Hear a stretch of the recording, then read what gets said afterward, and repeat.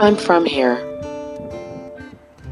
It's a small town that sits along the Mississippi River.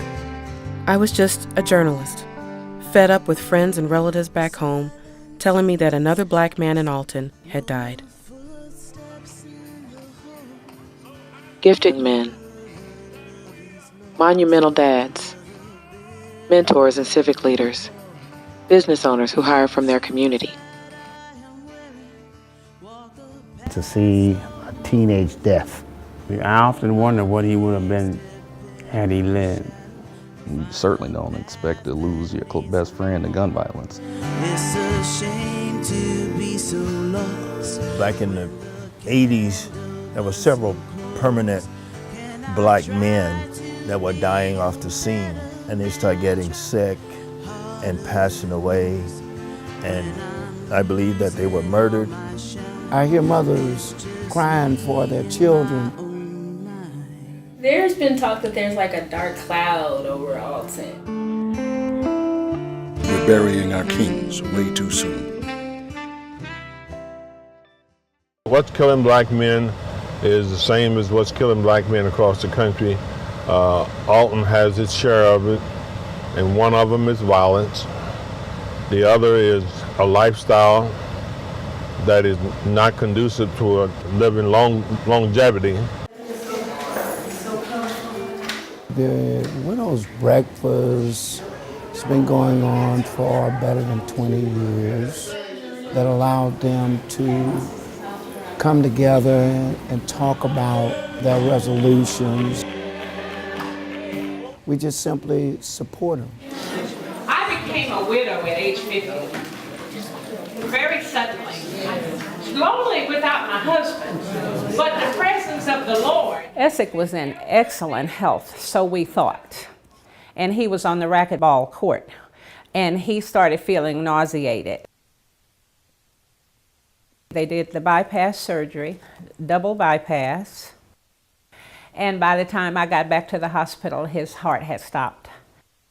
In most cases, people are ill prepared for the absence of that income. And depending on what age you are when you lose your husband, there's nothing for you.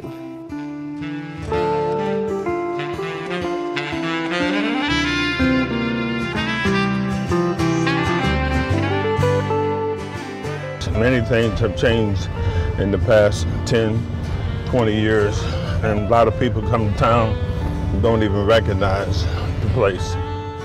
Alton is dying. It's a community in decay.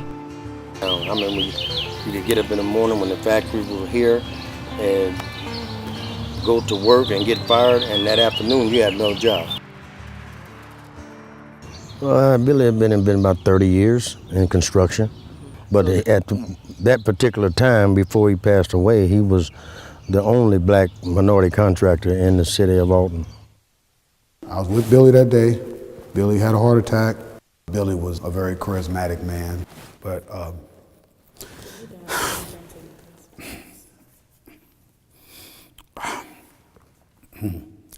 his anniversary's coming up. He died right after Thanksgiving. Billy and Michael was two weeks apart. Kenny and Billy was 2 months apart. And Roy and Kenny was 2 weeks apart. Wow. So 4 Masonic brothers were wiped out in a matter of 3 months. It sounded like 3 or 4 months. Yes. I am concerned about the loss of these black men, and he was one that would teach young men how to drive the equipment, how to operate the equipment, give them jobs.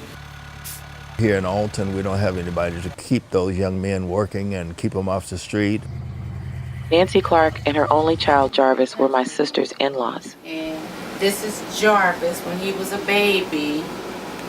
And there he is playing football. And then his son, Brandon Clark, he didn't ever get to meet his father. Jarvis got killed February 15th of 94. He was born June 10th of 94. Brandon. How old is he now? So he's 21 years old? He's 21. And he having it hard. He go to the cemetery every day. I try to get him not to go as much. But like I told him, his daddy is in his heart. He was in his truck and they robbed him. They shot him close range. They said that they watched Jarvis for several weeks. He was a good kid. It's just totally unfortunate that what happened did happen, and especially since it was one of his cousins who was killed him. He was jealous over Jarvis. He and my mother came to my room and they woke me up and they said, there's been an accident. And of course my mind is like, what accident? I'm thinking of a car accident. And they said, Jarvis has been killed. And I said, stop lying, quit playing with me. And I started crying. And I just couldn't understand what happened. I just couldn't understand why somebody would want to take Jarvis' life. So this is where you live? This is Jarvis' room. Jarvis was a basketball player. Yeah, he always buy me Tweety Bird. He tell me, Mama, keep them, because one day they'll be rich. You'll be rich. Yeah, he had 3 days to go in the Navy. He was going in the engineer. He said, Mama, millions come and go, but I will never leave you. It's going to always be me and you. So make sure you buy a house with a basement, because I'm going to live in the basement.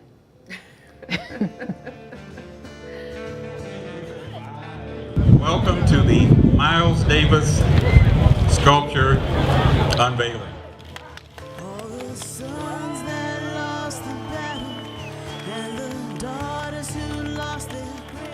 Miles Davis was born here.